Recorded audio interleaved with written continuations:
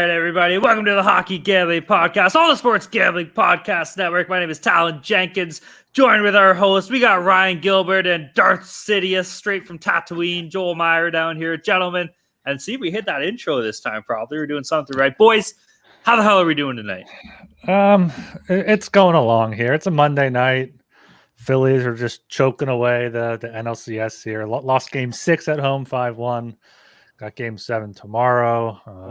I'm still confident. I still think they got it, but it's just been Joel and I talking before that we're mushing them. Everyone's mushing them, saying no matter they're going to make the playoffs. They're going to make the World Series. But yeah, we'll see what goes on there. And we're in Flyers land, first place in the Metro here, baby. So let's go Flyers. Yep, things are good over here too. Very nice weekend, especially in the NFL. Massive teaser round robin came through for me every freaking leg. Managed to avoid the Dolphins, avoid the Bills. Bills got a big upset as like 8.5 point favorites. Go Patriots. Yeah, my team's all kicked ass too this weekend. Lazio won. LSU ran out Army, the troops, 62-0. Avalanche are 5-0 now, beating the Hurricanes, and even the fucking Bears won. So it's a good day over here.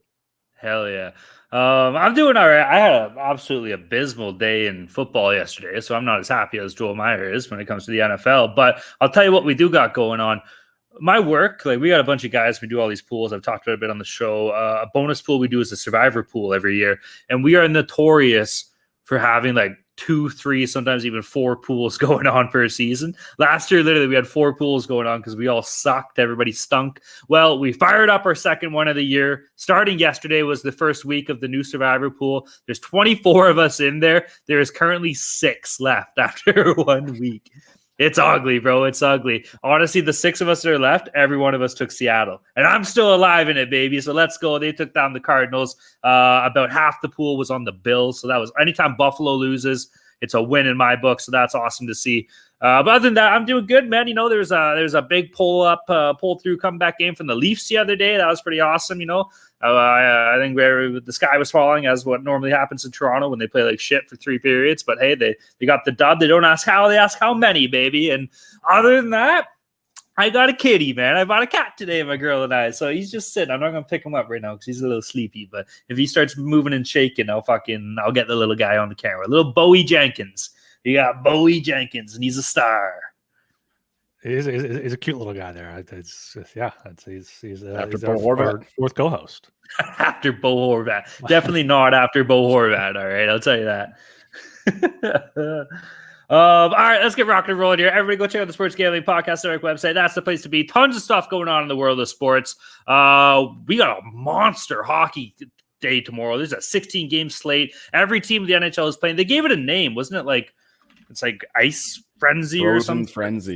Frozen Frenzy, I guess. Yeah. So tomorrow's the Frozen Frenzy. And to give the NHL credit, they fucking staggered their games. I think they're every 15 minutes or something like that. So that's good to see. Obviously, we're going to get into that. We got the NFL that's going on right now. The Vikings are playing San Fran.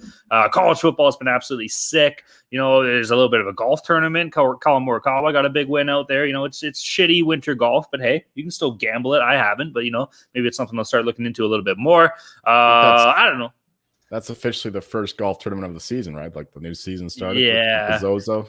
Technically, but like, I mean, to me, like personally, like until the Tournament of Champions tees off, like it's irrelevant, you know. But either way, so that's sick. There's tons of stuff going on in the world of sports. We got baseball playoffs. Ryan, we're sorry about your Phillies today. Hey, game 7. Do they not get days off in between? Like, what's up with that? It's usually days off between. So game 1 and 2, and then a day off. Then games 3, 4, and 5. Then a day off, and then game 6 and 7. So usually two or 3 days off in the series. I think there are more days off in the World Series, but we got home field here. I'm feeling good. We'll see in about 24 hours though. What are tickets running? Are they like sold out already? Yeah. I mean, like for like wild card round, like hundreds. Like World Series are already like 1,500 cheapest on the secondary market. So yeah, I'll be rooting for my couch. Yeah, boy, get a couple marks into you. We'll be rooting with you. Yeah.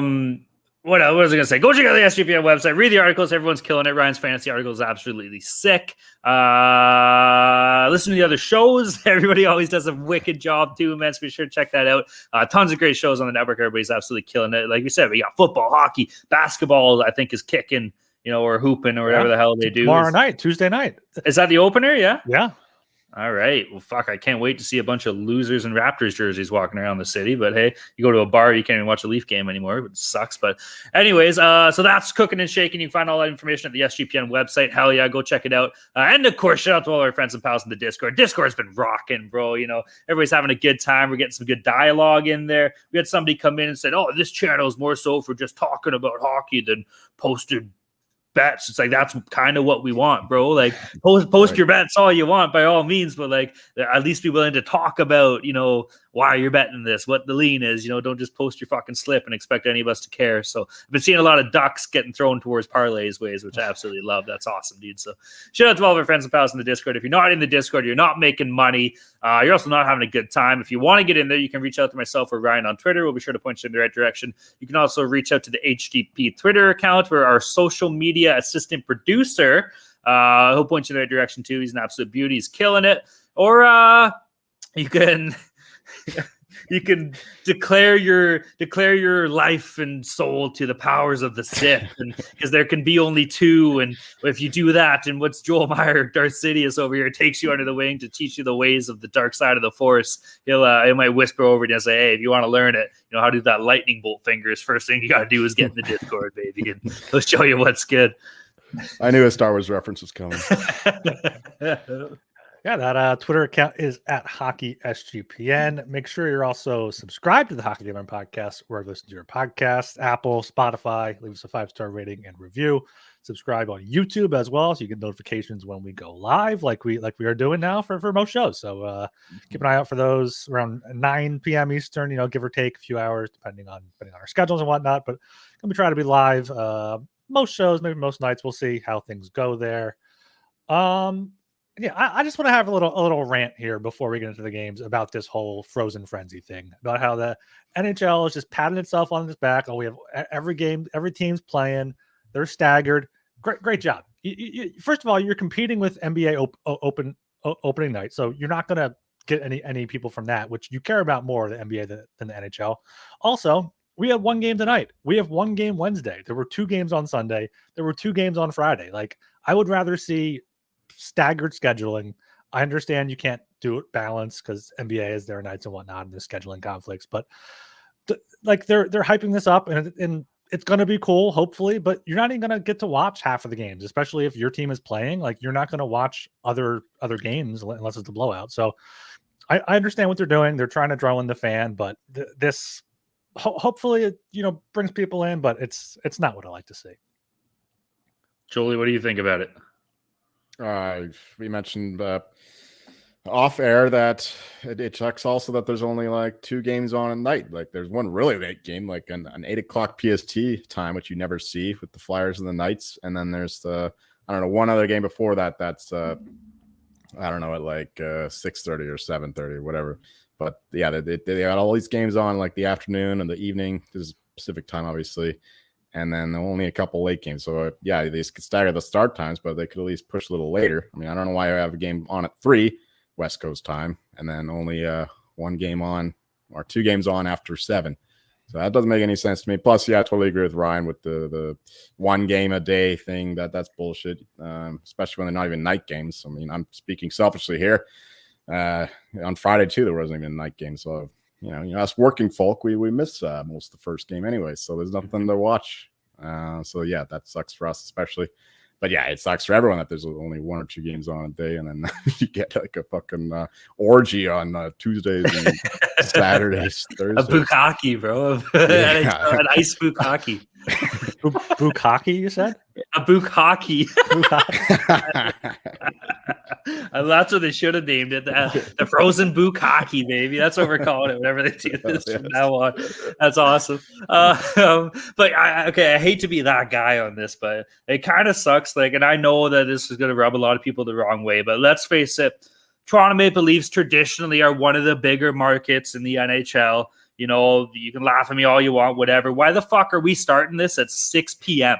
Like, I'm being selfish. Like, I work like 12-hour days. I'm not off work until 7. I don't get home until 7:45. This game is pretty much going to be over by the time I get home. Why can't you have, like, I don't know, like, why can't we get, like, Dallas and Pittsburgh starting things off at 6 p.m. or something? Like, why is it got to be the Leafs? Yeah. That should be the first yeah. one. Exactly, 100%. If you're going to rock and roll at 6 p.m., I get it. Most people get off work at 5, so like for the mass population, yes, it shouldn't be a problem and shit, or 3 or 5, whatever. But it's just me being a bit of a bitch. But I think it sucks because I'm going to miss that game. But yeah, move Sabre Sens down or move Devil Canadians down. Like those Ducks Jackets. Like I guess they're already at 6:30, but still. Yeah. Yeah, so I don't know. Anyways, the whole concept is, I guess games are going off every 15 minutes or so, I guess, from about 6 o'clock to about 11 o'clock at night Eastern Standard Time. And that is the frozen book hockey, baby. The NHL thinks they know what they're doing. So good on them. We'll see how it works. Now, there is 16 games, so we are going to power through them. Before we get that, we're going to run through our lock dogs and totals from last show. I think collectively as a show, we have to start getting our shit together a little bit here. It's been a little bit ugly, the 2 shows that we've been doing this. For myself, I went 2-1. I'm up 0.01 units because I fucked up my lock. Jolie went 1-2. He's down 1.36 units on the week. And Mr. I ain't going 0-3 ever. Went 0-3 in week 2, and he's down 4 units on Mr. Ryan. Tough goal for a lot of us here. I'll kick us off, dude. I had the Leafs money line versus Florida in this game. They got absolutely shit on all over. I think it was like a 4-1 final or something like that. It wasn't even close. For my dog, I had Arizona on the money line versus St. Louis at +110. This is a game that we were all pretty kind of heavy on. I think we're leaning towards the Yotes, and yeah, I think that they were on the road, so they kind of got the little edge as a dog when it came to the odds here. But yeah, they beat the shit out of St. Louis. And then for my total, I had Nashville, New York Rangers under 6 -110. Goalie game, bro. You got Saros and you got Shesterkin. What do you expect? It went under, so hell yeah. Yeah, for me, I am happy I made the decision to go to the Flyers game and watch them, so I didn't have to watch my bet lose here. I had the Hurricanes as my lock at Seattle. I believe Hurricanes lost that 1-7-4. Kraken really had a goal-scoring outburst there. My dog were the Canucks +120 at Tampa Bay. That was a closer game, 4-3 loss there. So, that decent pick, I guess. And then my total, Coyotes Blues under 6. Coyotes scored 6 themselves with the Blues adding 2. So that's my 0-3 night. Right.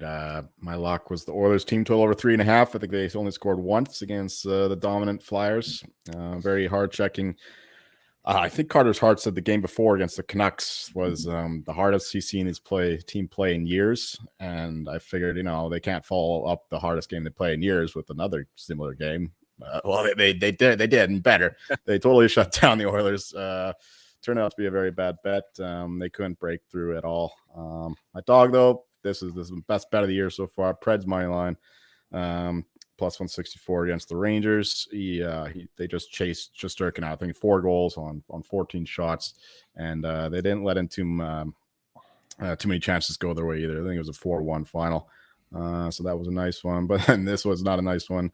The total, Kings Wild under 6. There were 6 goals in the first period, so I was already writing it off. But there's a scoreless second, and then a scoreless first 8 or 9 minutes of the third. So I'm like, can I pull off a miracle here? But no, Kings scored a couple more. Wild just didn't show up defensively this one. So yeah, I mean, I've won both my dogs. It's just the locks and totals keep fucking me. Yeah, well, we'll get better, yo. It's been a little shaky, but I got a good feeling about this week, boys. We got 16 games. There's no way that I shouldn't say there's no way, but fingers crossed we don't shit the bed here. All right, we do have 16 games. Gentlemen, are we ready to rock and roll on the massive 16-game slate for Tuesday, October 24th, the NHL's first inaugural Frozen Book Hockey? Oh, yeah. Oh, yeah. That sounds about right. It's first game on the docket. We talked about it a little bit when it comes to the time. At the 6 p.m. time spot, we got the Toronto Maple Leafs against the Washington Capitals. Game itself is in Washington here. Leafs on the money line is sitting at -170. Washington on the money line at +142. The over-unders at 6.5. Over paying off -120. The under +100 here. Boys, this Toronto team, man, we talked about it a little bit in the Discord the other day when they were playing who did they play? I don't even fucking remember, for Christ's sakes. The Lightning? The Lightning, yes. Thank you, Joel. We talked about it like, hey, we thought this first 2 games that, yeah, the Leafs they're playing awesome. Well, it turns out when Austin Matthews doesn't score a hat trick in every game, the team's not looking that great, man. And there's a lot of defensive woes, like, don't get me wrong, there's certain players that are playing well when you took the likes of Matthews and you took the likes of William Nylander, but from a defensive point of view, they haven't really been able to find it, hasn't been clicking. You can say that it was built that way with the talent or lack of talent so back there. So it's been concerning, man. And this is something we talked about when it came to the preview with this team. It's with the amount of turnover from the top of the organization to the coaches to the players on the ice. We can expect this, and it got overshadowed in those first 2 games, but we're kind of seeing this team do what we thought they would do. So that's just where I stand on the actual Leafs for this game, though. I gotta bet the Leafs, bro. The Capitals have been worse. This year's been brutal. Ovi can't even get shots on nets. I don't even think he scored a goal yet this year. Like, it just looks ugly, bro. Goaltending's a little bit suspect back there with Darcy Kemper. Like, I don't know. The Caps look absolutely abysmal. So hopefully the Leafs can go in on the road and get the win at -170. So that will be my play. I am also leaning towards the under in this game. The under 6.5 at +100 here. Joseph Woll is confirmed to start. He actually has looked good in net. I believe he started 3 games ago. I believe he got his first start, and yes, it was a loss, but they looked okay. And then last game, he came in and was absolutely lights out. I don't think he got scored on. He had a couple massive saves on Kucherov in the 3rd period. He looked okay in overtime as well. So if that's the case, and with the Caps not being able to score, the Leafs kind of having some troubles offensively, except for the big boys, I'm going to take the under 6.5 at +100 here. Yeah, I love the Leafs in this spot here. I mean, I think the Capitals, they're 1-2-1 right now, but I don't think that they should have a win. They got the shootout win against the Flames when they were severely outplayed in that game. Flames outshot them 40-23. The Capitals have only scored 5 goals through their first 4 games. Like you said, Ovi can't get anything going whatsoever. I mean, coming back home might be nice for him, but this Leafs team, they're still, I mean, you talked all about it, like they're not playing up to the level, but they still have so much more talent. They're so much better on paper. They're so much better on the ice. They have a better goalie with Joseph Woll over Darcy Kemper. So, pretty much have the advantage in every main area. Expected goals for, Capitals are 7th worst. Leafs, I believe, are 8th best. So, as long as the Leafs, don't turn over the puck too much, and even then, who's even going to score for the Capitals? I like the Leafs here a lot. I'm -170, and yeah, I'll take that under 6.5, especially at even money there. I don't think the Capitals are going to score more than 2. It's just a matter of will the Leafs put up, 4 or 5. Right. I think we all agree in this game. I don't think that the market realizes how bad the Capitals are, and I think it might be a little bit of time before we realize that. But until then, we're going to keep making money on them, fading them. So yeah, the Leafs here are a much better team. Top 5 team in my ratings, top 5 offensively, and yeah, the goalie change, I like that. Samsonov hasn't looked great this year, but Woll's looked okay. Didn't let in goal against the Lightning. Came in cold too, right on a power play with the Lightning, but he stoned them. So yeah, I like the Leafs here. One thing I do like, since we talked about how bad their blue line looked early on, they've really tried to work on that, fix it up. So I think that the only way you could look total wise is the under, with the Leafs more defensive focus going on. Brody's played a lot better. Giordano's holding down the fort. Even Klingberg isn't, he's not totally giving up the puck like every shift. So that's a start. So yeah, under 6.5 at even money, I think is a good look, because I don't expect the Capitals to score too many here. And yeah, give me the away team as well. Right on, man. All right, keeping things rock and roll. We're moving down to the 6:30 p.m. time slot. We got a fucking trash can game here. We got the Anaheim Ducks against the Columbus Blue Jackets. Game itself is in Columbus here. The Ducks on the money line sitting at +124. Jackets on the money line at -148. The over/under set at 6.5. Over paying off -112. The under -108. How do you pick a side? You know what? The Ducks, they've lost. Like they're 1-4, I think, on the year or something like that. 1 win, 4 losses, but they haven't looked terrible. Like they've been in games, I guess, if that's worth anything. I'm kind of concerned here. I see Lucas Dostal is expected to start. I mean, does it really matter? You're playing against Columbus, but Columbus does have some firepower, man. Like Goudreau, Laine is injured. I believe we established that before the show. And then Vantilli, he had his first NHL goal the other day, so maybe that helps the kid pop off a little bit. But I kind of got to go with the Jackets here at home, man. -148.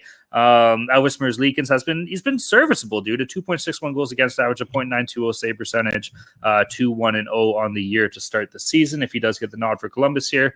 And then as far as over-under goes, I'm leaning towards the under, bro. Like, these are teams that have trouble scoring, The Ducks are ranked 28th in the league for goals, albeit it's only been 5 games. They're only averaging 2.24 per game. The Jackets are 17th, so a little bit better. They're only averaging 3. But when it comes to shots on goals, it's a little iffy either way, man. And then the way that we've seen some of the goalies play so far, I'm going to be all over the under 6.5 at this game.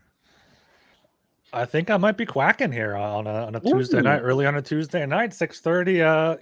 The Ducks and Jackets are both pretty bad teams right now, but looking at the advanced stat numbers, only the Leafs have a higher expected goals for per 60 than the Ducks do. Ducks are right there at 3.01. Leafs way up there at 3.26. But so yeah, expected goals for percentage, Ducks are 10th. Blue Jackets are 24th. Obviously, Laine being out is pretty big for the Blue Jackets. He's one of their 3 or 4 offensive players that can really do anything. So yeah, for that reason, I would probably lean to the under as well. But I think the Ducks here have a little bit of value at a plus 124. Here they're at, and no strong play on the total. But I think Ducks are a good play, plus 124.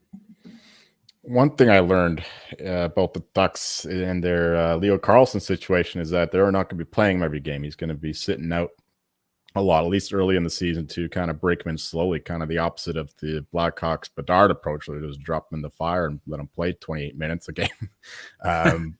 So Leo Carlson, we don't know if he's going to play these games or not until the game day, most likely. So unless you follow some Ducks beat reporter, I don't know. I'm not doing that. But as far as I know, it's still up in the air whether he plays. So that's something that matters because he is a damn good player. I expect him to play in this one. He's going against the third overall pick, the guy he should have been behind in the draft, but that's another matter. But that's an important piece of information to learn. Maybe if you want to wait for you make the bet. But I'm going to be back in the Ducks anyway. My line is only minus 118 for the Blue Jackets, so at plus 124, that's a play. And yeah, they have looked like the better team. Greg Cronin, he was the head coach of the Sea Eagles. That's the Colorado Eagles for a few years, and he's really tried to institute the Jared Bednar approach, like very defensively oriented, a lot of hard back checking, and that's worked wonders for the Ducks defense so far. I mean, they were historically bad last year, but already they look miles better. And with basically the same pieces in town, I don't think that Gudis is moving the needle, especially when you lost Shattenkirk as well. But yeah, Ducks here and the under, I think, are the size. Blue Jackets look very poor offensively, and they have Patrick Laine being out. He sucks now anyway, but yeah, that is one of your better goal scorers. At least he can still do that in theory. I mean, he looks so out of sorts. Like there was a 2-on-1 against the Flames, I think it was, where he chose to pass instead of shoot. That's just not the Patrick Laine we know. So he's lost all confidence. So yeah, give me the Ducks and the under here. Do we know what Laine is out with? I didn't even look. I think it's that hit from Rasmus Andersson, right? That he got suspended for. Banged up a little bit, yeah, to the head, I guess. Or something. That's not a head injury. Yeah, give him his fortnight back. He'll be right back on track. No, that's the last thing he needs. Right? He's have a seizure or some shit, bro. He got a concussion. Imagine Babcock finding him playing Fortnite like an hour before the game. That'd be, I'd send him right back to Finland so fucking fast. All right. We're going to keep it rock and rolling here. Heading down to the 6:45 p.m. time slot. We got a doozy here, yo. The Discord has been waiting for this game since the offseason. There's going to be a war in there. It's going to be absolutely awesome. We got the Buffalo Sabres against the Ottawa Senators. Game itself is in Canada. It's not in Ottawa because the team doesn't even play in the fucking city they're from. It's in Canada. Buffalo's on the second night of the back-to-back. I believe Eric Comrie had to start today, so we can probably expect to see Ukko-Pekka Luukkonen in net for the Sabres tomorrow. I guess Levi's injured. Anyways, Buffalo on the money line sitting at plus 130. Ottawa on the money line at minus 155. The over-under is currently set at 7. Overpaying off plus 100. The under minus 120. Mr. Meyer, why don't you take this one away from us, buddy? Sure. Yes, you're right about the. There's been no greater argument in the Discord of the past couple months than which team's better, Senators or the Sabres. Well, we got a good chance to see them both here. Unfortunately, the Sabres are on the a back-to-back, and they have to go up to Canada the next day, so that's not ideal. And we call that a border game. And yeah, they just lost to the Habs, so it's not a good-looking team right now. They can't score goals. I keep expecting them to break out, given how great they were last year. I think they were definitely a top 5 in terms of goals scored last year. Might probably be better than that, but that's what I remember them just scoring goals, letting in goals. They've been a bit better defensively in the net with Devon Levi in particular, but offensively they just can't put the puck in the net. Tage Thompson doesn't look like his old self, and Jeff Skinner neither. And the defense is looking okay, but the Senators, meanwhile, like even when they lose, they look like they were definitely a better team against the Red Wings, and they weren't the better team against the Canes, their other loss, but they still were in that game on the Canes home opener. So yeah, the Senators are they look like the much better team, more complete team. It's just they don't have the goaltending right now. Korpisalo just got shell shocked against the Red Wings, even though DeBrincat didn't score.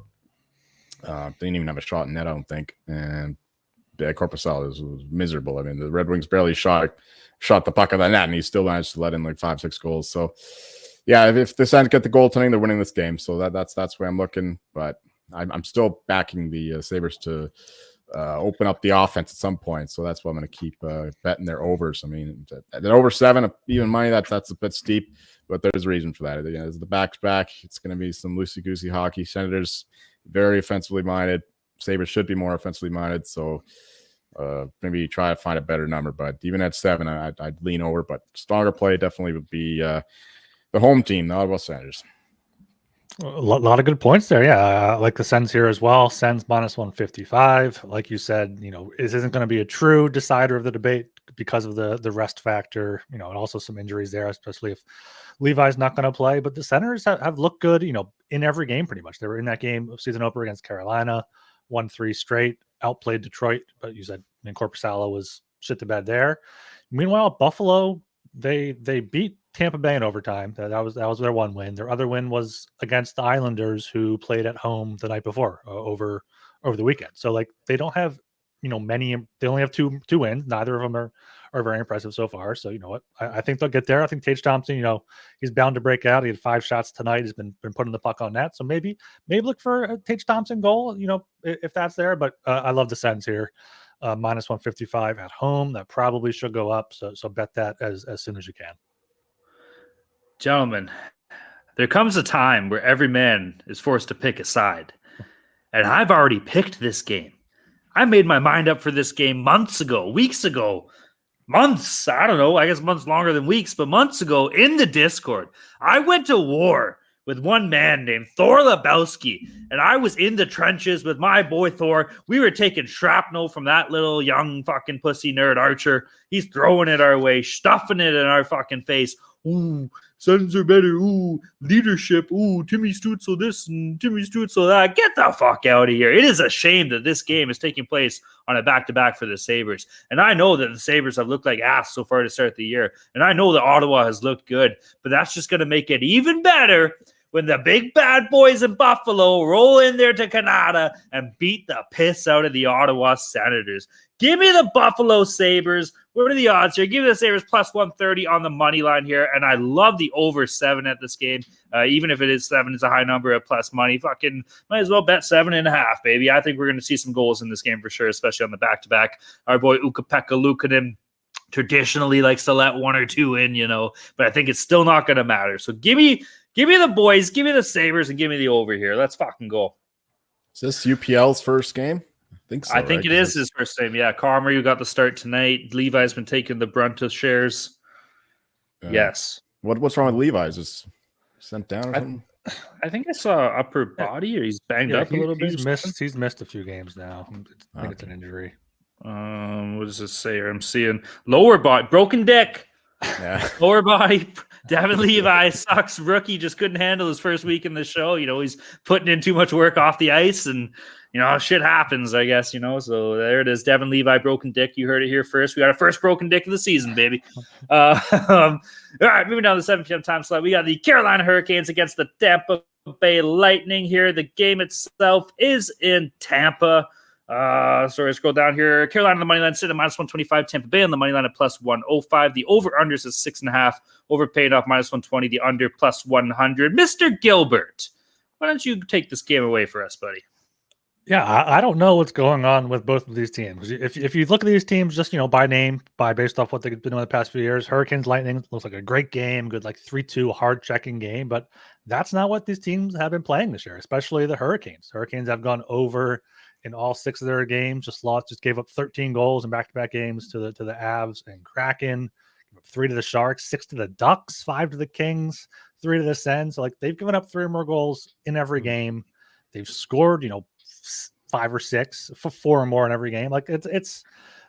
They're getting offense without Svechnikov. Aho's been out for a few games, so maybe they're just finally getting some sort of puck luck with all their perimeter shots, going in there. But they're also giving up chances and giving up goals, so they haven't really found any answers in net yet. I'm not sure if Anderson's back for this one. It's looking like he might be. It's better than Antti Raanta. Antti Raanta just might be washed up at this point. But for this game, I think I still have to go with the Canes at minus 125. I think, you might want to argue there's value on the Lightning at home and whatnot, but they haven't been the same. I mean, we're missing Stamkos a few games. He's back, but they just got outshot 52-33 by the Leafs. They've lost 4 of the past 5 after winning the season opener. So I like the Canes here at minus 125. Also love the over 6.5 at minus 120. Like I said, these two teams you think might be a goalie battle, but these are two teams that are going to, get goals from the third line. They're going to be letting in pucks left and right. So I love the over 6.5 here at minus 120. Yeah, I think the total is the way to go here with that over. I mean, you keep thinking that the Hurricanes are going to shut it down eventually, but I watched the highlights, at least, of the Canes Avs game, and the Hurricanes were very weak defensively in their own end anyway, given the Avs easy chances, and the other way too. They're breaking things open even without the likes of Svechnikov and Aho scoring goals at least, but it doesn't matter if you let in 5, 6, 7 goals the other way. So yeah, I think that the over is the way to go, considering the Lightning too have been an over team with the way that they've been playing defense. It's one of the worst defenses in the league right now. Hedman does not look like the Hedman of old, and the rest of the defense is not looking great either. Sergachev is okay, but the other guys they're just not it. There's no Ryan McDonough back there anymore. There's no who's the other big guy? I don't remember. The point is that it's not the same defense we were used to seeing from the Lightning, and now they don't even have Vasilevsky back there. I mean, Johansson's giving it his all, but eventually it's gonna crack. I mean, he's still letting in a few goals a game, but he's actually been playing better than expected. But that won't last forever, and I think the Hurricanes can light him up here. So I lean to the Canes. But I think the stronger play would be the over, just back some goals here, because the Lightning are still as good as ever in the defensive zone. Yeah, and that was evident in the game against the Leafs. You see Kucherov, this guy's just on pace. He's going to have a killer year, man. He's got the eye of the fucking Russian tiger right now. So you look that guy in the face and you automatically just start speaking fucking Slavic or full on Russian or something crazy.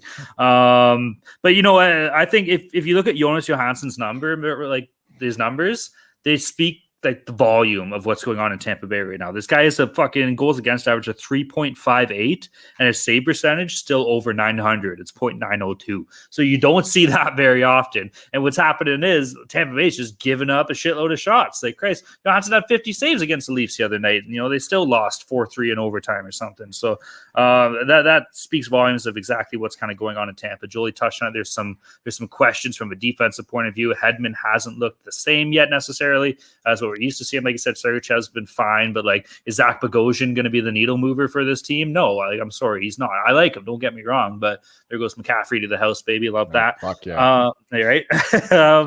But yeah, so I got to go with Carolina here, man. Of course, they've been playing fantastic hockey. A little bit to be desired from a goaltending point of view with this team. Freddie Anderson, whether he plays or not, he's out with an upper body with a hangnail. So whether he gets the nod or not, and Antti Ranta's been shit too. But like Ryan said, they've been scoring goals, which, traditionally Carolina, that's kind of been the notch on this team. Like, hey, the depth scoring, well, you're kind of starting to see that a bit this year. So at least for the start of the season, I'm going to be all over the Hurricanes in this game, minus 125. And like you guys said, I'm definitely riding that over 6.5 at minus 120 with you. The thing about betting awards is like it's like betting fantasy, except there's real money involved, and you can like pivot all the time and all that. It's much more interesting to me anyway. Plus, you can talk about it, and people aren't bored with shit about it because you can join in the action yourself. You can go bet at the same guy. So yeah, I got McCaffrey for offensive player of the year, so that's nice. 2 touchdowns today. Okay, fantasy football is absolutely electric. I'll tell you right now. Fantasy hockey, trying to have conversations about it can be a little boring, bro. Don't get me wrong. Like, it's because you're setting your roster every day. Like, it's fun to do. Don't get me wrong, I love doing it, but just trying to mix in conversations is like, what the fuck are we talking about right now? You know, so many different league types too. Like, is it points? Is it category? Like, what are the settings? It's too much. It can be a mess, right? But NFL is cool. Don't get me wrong. I'm absolutely crushing it in fucking fantasy hockey, though. So don't get me wrong. All right, let's keep this rock and rolling here. We're moving to the 7:15 time slot. We got the New Jersey Devils against the Montreal Canadiens. Game itself is in Montreal. Habs on the second night of a back-to-back. They just got a big win against the Sabres tonight. Montembeault played tonight. That's what Ryan was saying. Jake Allen. Allen played tonight, so we'll probably see Montembeault for this game. New Jersey on the puck line sitting at minus 230. Montreal on the puck line, or money line rather, minus 230. Montreal on the money line sitting at plus 190. The over-unders at 6.5, both over-under paying off minus 110. And New Jersey on the puck line at minus 1.5 is paying off plus 110 in this game. Habs on the second night of a back-to-back. New Jersey's like obvious cup contender. There's been a little bit of shakiness coming from this New Jersey team a little bit, especially from a goaltending point of view. Vanacek numbers haven't been great, nor have Akira Schmid's, but they've been able to outscore a lot of their problems. So we've seen they're averaging 3.75 goals for per game, currently sitting 8th in the league, and they are shooting the goddamn puck, averaging 34 shots for per game. And the Habs are the Habs, let alone on the night of a back-to-back. So how do you bet them? There's the puck line you can take for myself. I'm looking more for them in regulation. I think I found it at minus 140, so that would be my biggest play in this game. And then as far as over-under goes, I think this is going to be a little bit of a sloppy game. And sometimes in sloppy games, man, you see goals. Like I said, New Jersey's been giving up goals, and there are some guys in Montreal that have talent offensively. So I don't love this play, but, gun to my head, if you really wanted to bet a total, I would be with the over 6.5 and minus 110. I don't know what it is in this spot. Maybe it's just my intense hatred for my rival Devils here, but I like the Canadians here at plus 190. If they get up to plus 200, even better. It is a tough back-to-back spot for them. Crossing the border from Buffalo, going back up to Montreal, but they've looked pretty good in most of their games. They only have one multi-goal loss. Only give up 1 goal tonight to Buffalo. A team that has some scoring. Obviously, the Devils have great scoring. Jack Hughes has just been incredible so far this season. Definite Hart candidate there, but I can't get behind the Devils right now at minus 230, especially after losing to the Panthers, losing to the Coyotes. So they've already had a few tough losses there. So if I were to bet this game, I'd probably throw half unit on the Canadians as a 2-1 underdog, and then if I had to bet the total, separately of that, I would probably take the over, just because the Devils are going to put up 4, and then hopefully the Canadians can put up 3 themselves. Wow, wouldn't that mean you'd bet the Devils? Well, I'm saying separately. Oh, okay. All right. Yeah, for myself, I'm backing the Devils here. My number is it's minus 194, but given the fact that the Canadians are in a bad spot here coming north from Buffalo, while the Devils are presumably already in Montreal. Hopefully they're not taking the same plane up there. But the Devils, their offense is still clicking. Their defense is not looking great this year, and their goaltending even worse. But Jack Hughes is just on another level right now. He is the favorite behind McDavid now for the Hart, which is excellent news, as is the fact that McDavid will miss a few games.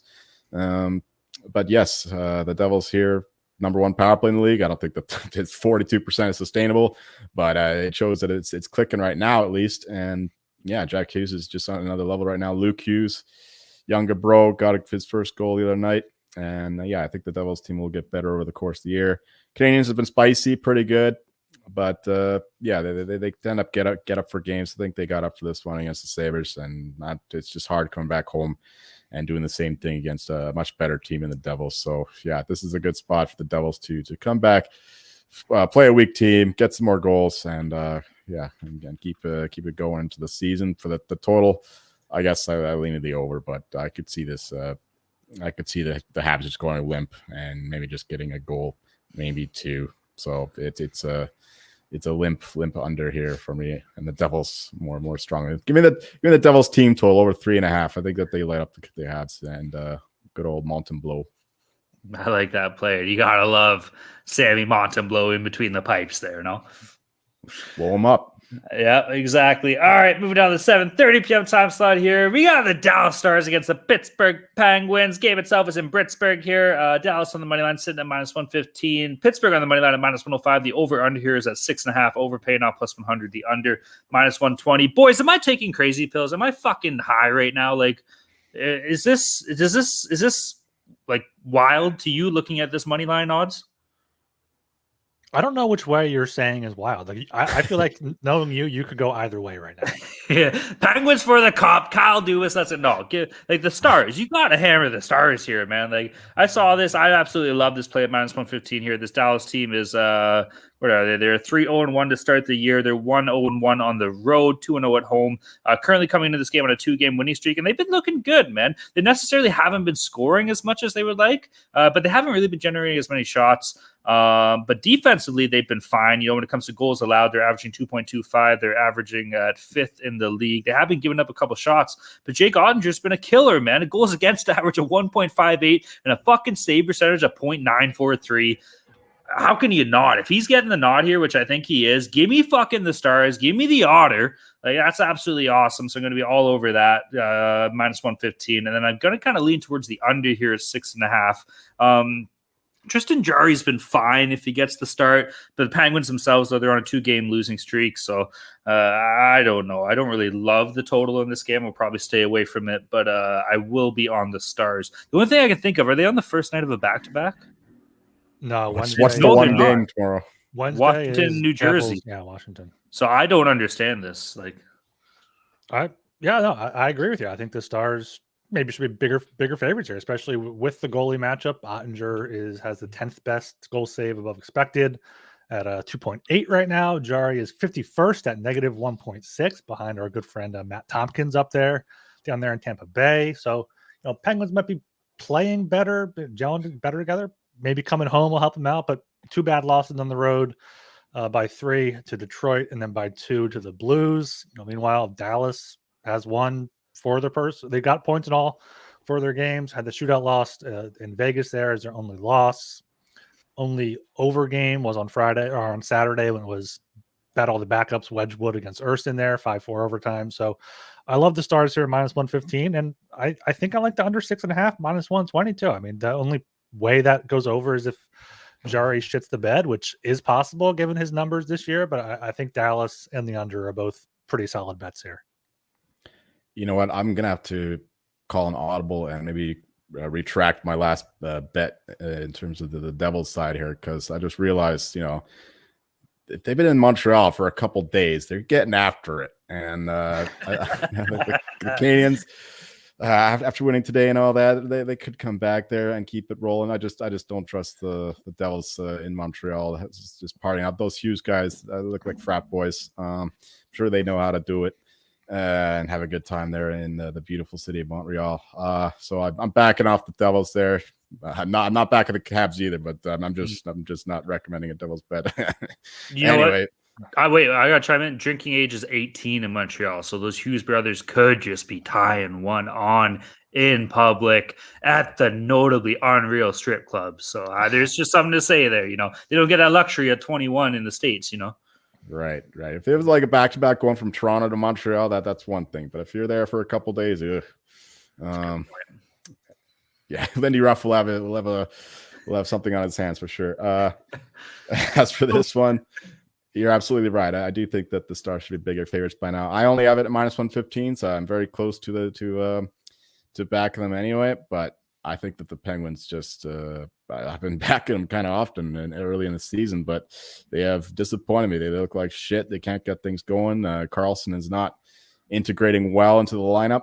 Power play isn't as good as I thought it would be, and yeah, the Jarry's been basically the only piece that's performed above expectations, and that's led to some unders for the Pens. So I think that's the way I'm going to go here. I think if I would bet a side, it'd be the Stars. They look really good, especially defensively. But for the total, I think I got to go with the under. I got to pivot on my plan to bet the Pens overs. But so far, I haven't seen enough of what I expected to see. And the Stars, meanwhile, they're great at shutting teams down. And of course, we got 2 good goalies in net now. If we believe in Jari's resurgence. So yeah, under 6.5 here, I think would be the better bet in this game.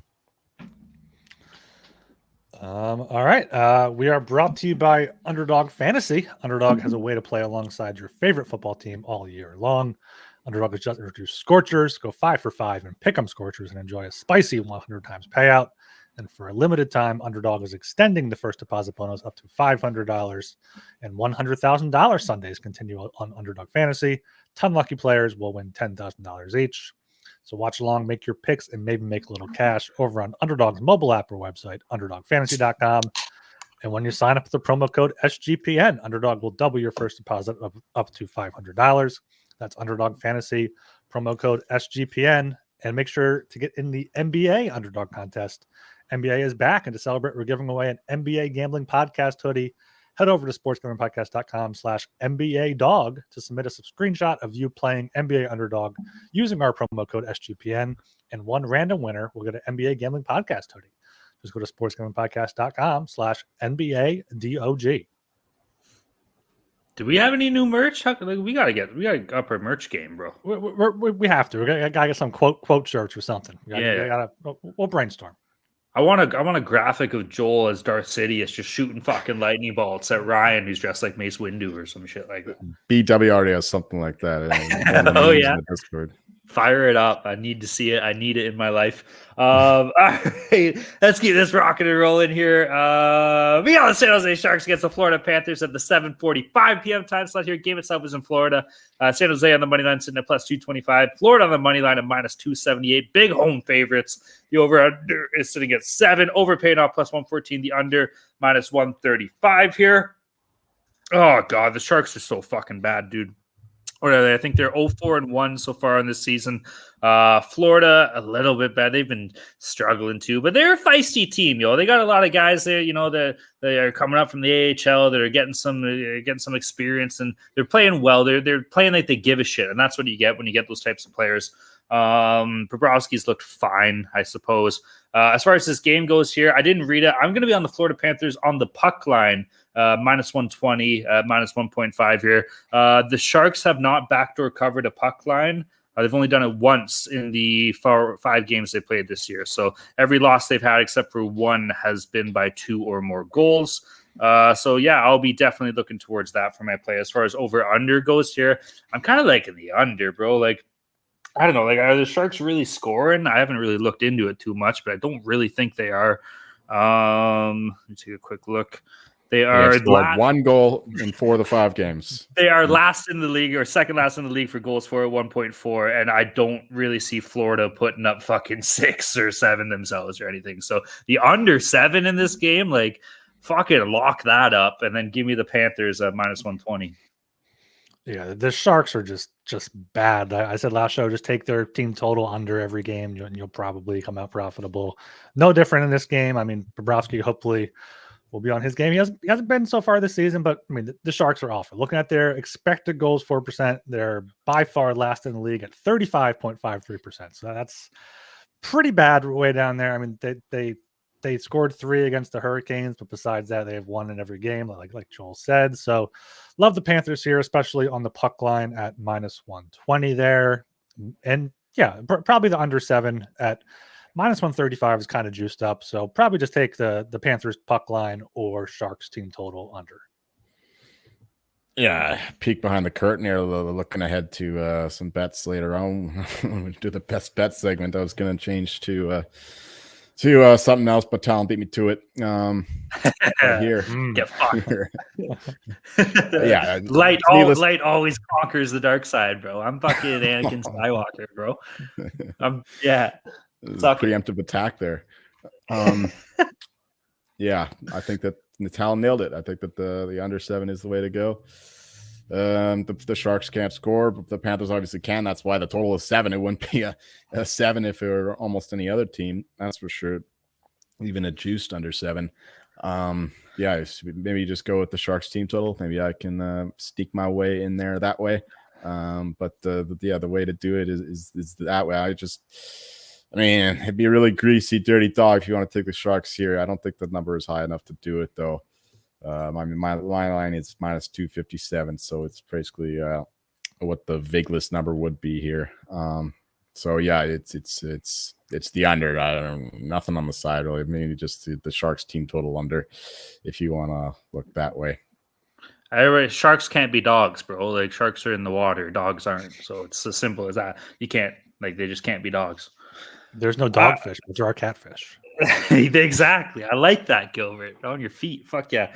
All right, moving down here to the 8 p.m. time slot. We got the bit of a better game. We got the Colorado Avalanche against the New York Islanders. Game itself is in New York here. Colorado on the money line sitting at minus 142. New York on the money line at plus 120. The over-under is at 6. Over paying off minus 105. The under minus 115. Mr. Sidious, what do you got for us here? Mr. Sidious. Yeah, you have a bit of a better game. Are you kidding me? This one is like, a nice steak instead of a fucking fillet of fish or something. No, it's the same kind of plan here. We're gonna back the under. Both teams are great defensively. Islanders been great defensively for years. Avalanche been getting better and better that way. Sacrificing some offense along the way, but that comes with a bit more structure. As Bednar's system is implemented with the new players too, I don't see it changing over the course of the season. For the side, Avs are rolling everyone. I mean, pretty bad performance against the Sharks, pretty bad performance against the Kraken, but still grinding out wins. And I think that's this kind of game here. It's a bit of a steep price to pay, I guess. Minus 142.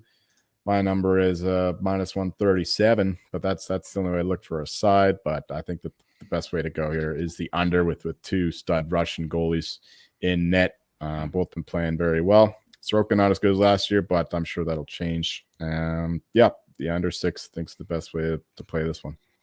I agree with both those. Under 6 is a great look with Sorokin. He's not going to allow too many, and the Islanders aren't going to score too many, especially against a team like the Avs with Georgiev and his Vezina Trophy campaign starting out strong here.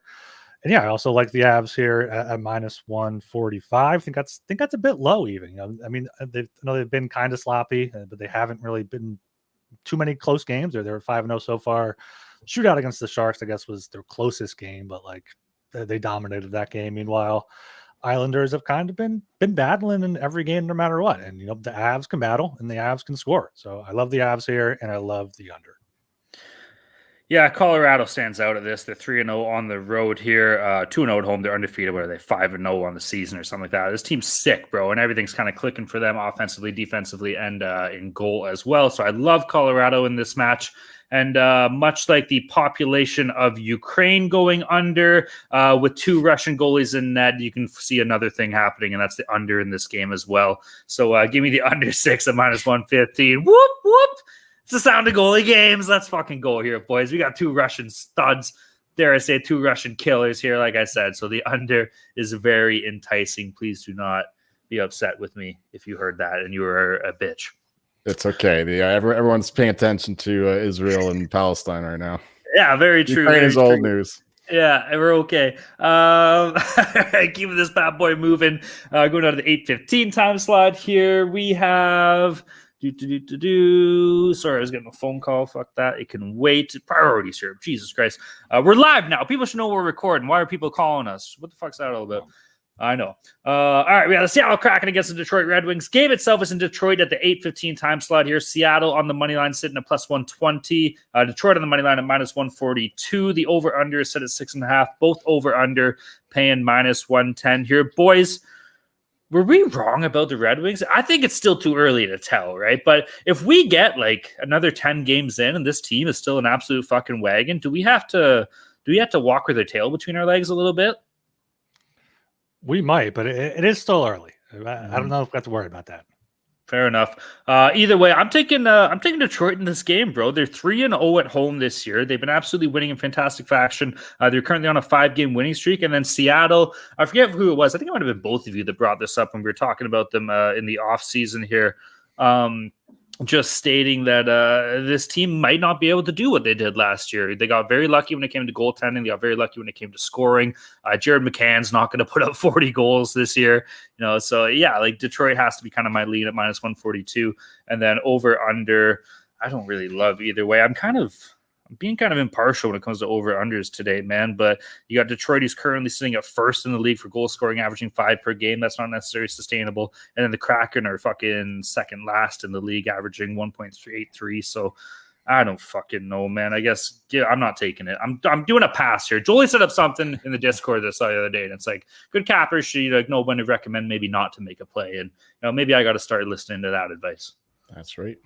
Yeah, I also like the Red Wings here though. Like the Red Wings are definitely surprising us after they fought against the Devils in the season opener, and since then they've won all 5 of their games, all by multiple goals. So that's why I would recommend throwing half a unit on the puck line, +170. Get some plus odds on the Red Wings there at home. The Kraken just have not been themselves, have not been impressive whatsoever outside of that one win over the Hurricanes, who also haven't been themselves. I mean, Seattle's lost by multiple goals in 4 of their 5 losses. The other one was in a shootout. So I think the puck line here is probably the way to go between two teams that are a little bit volatile. But for the total, go with the over. The Red Wings are scoring a bunch. Alex DeBrincat has been a great acquisition for them. I think he leads the league in goals now after his hat trick. So like the Red Wings puck line and the under here. Also, one more thing on the Sharks-Panthers game. It's apparently Anthony Stolar starting tomorrow for the Panthers. I'm not sure if that changes much, but he's making his season debut. Stolar the goalie. Well, he's got familiarity with the Sharks, playing in Anaheim for those years. Yeah, it's true. I don't know. We'd rather have Bobrovsky in that for the under. So yeah, Talon can have that bet.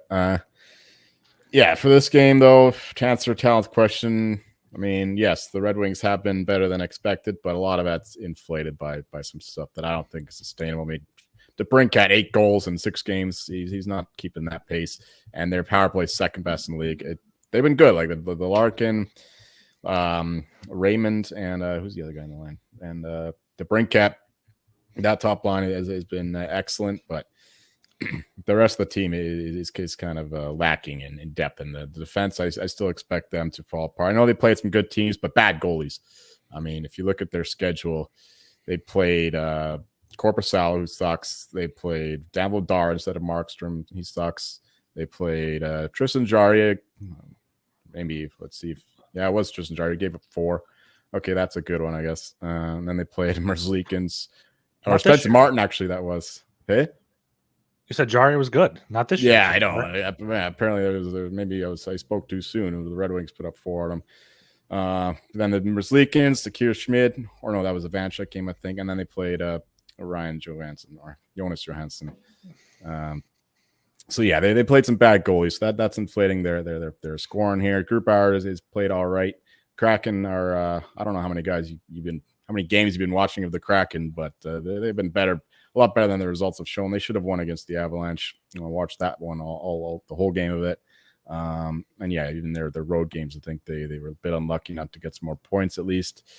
So yeah, I think that this number suggests a lot of recency bias all the way up at -142. My line is only, in fact, I have the Kraken still favored, and I've adjusted both teams. I've adjusted the Kraken down, I've adjusted the Red Wings up, but I still get to -104 for the Kraken. So +120. I love Seattle in this spot. I think the Red Wings do come back down to earth, but just in case they don't, and just in case I'm wrong, or maybe they just keep getting fucking lucky like the Blues every other year, I did bet Derek Lalonde Coach of the Year at 25-1 because he fits the perfect candidate for that kind of thing. And if they keep up this pace, then make the playoffs, he's going to be very live for that award.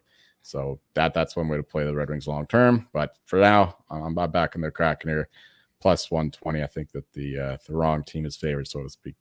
And the total, give me the over. I think the Red Wings can, they can score, I guess, but they'll also give up more goals. So yeah, I think that there will be 7+ in this one.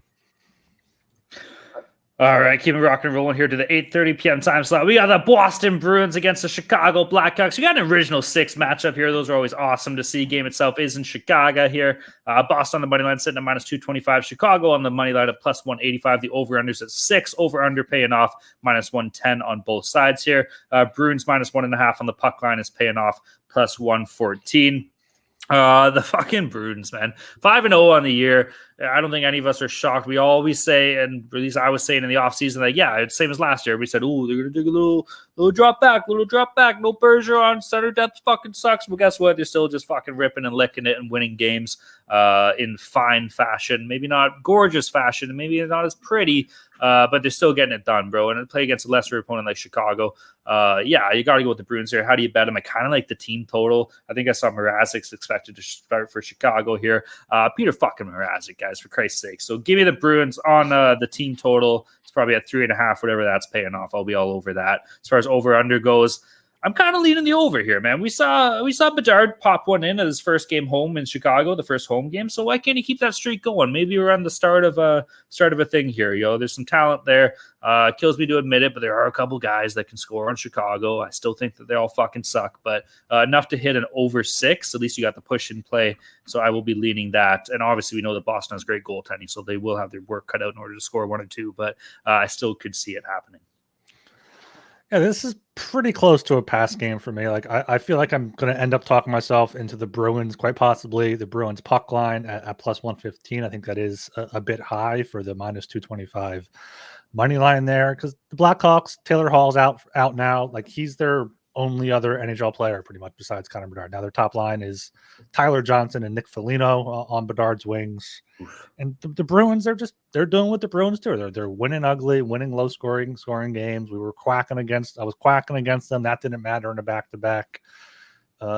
This 4th game on a road trip now for Chicago for Boston though. But I think they'll get up for this. Playing Bedard. This is one of the 3 ESPN games on the night. So Bruins puck line +115 for a little sprinkle would probably be my play here. Well, it's nice to back the Bruins when you can, but I don't think this is the place to do it. Yeah, just they came home. Probably went home after the California road trip, but they had a couple of days off and then to Chicago. Actually, no, they probably went straight to Chicago. So that's even worse. 3rd game in 4 nights, and they already looked kind of beaten up on Sunday against the Ducks. Played that one to a stalemate pretty much. Just got a couple Patois goals to get that one to 3-1. Yeah, so I think that the Blackhawks here is the only way to look. Obviously, my number is it favors the Bruins here -199, but given the fact that the Blackhawks have a better advantage here with the rest and whatnot, man, the Bruins on a long road trip. I think that the only way to look is the Hawks way. Yeah, just if we see the same kind of performance against the Ducks, the Blackhawks would be very live here at +185. So that's the way I look. But I don't know if they're going to score too many. So yeah, you back the under. The Bruins defense is the best in the league so far. But their offense is not exactly lighting things up. Pasta is not on his torrid pace he was setting last year. Not yet anyway. And yeah, I think the under would be the play for the total. But yeah, the Blackhawks for the side. All right, moving to the 8:45 time slot here. We got the St. Louis Blues against the Winnipeg Jets. Game itself is in cold, just flat, miserable, boring, so boring. Just sucks. It's just fields of nothingness. There's nothing. The airport's outside of the city. It's the worst. The people are all lame. I've only met 3 people from this place ever in my life, and every one of them was worse than the last. It's just abysmal how awful this place is. Games in fucking Winnipeg. St. Louis money line is sitting at +150. I've never met anyone from Winnipeg in my life. I'm just saying. My grandparents met and got married in Winnipeg. Point fucking proven. Case dismissed. Game over. Your grandparents stink. They weren't born there. They weren't born there. So all right, that's gonna count for something. You're all right. Big on the money line at -180. The over under is at 6. Over paid off -120. The under +100. I'm on the Jets here, bro.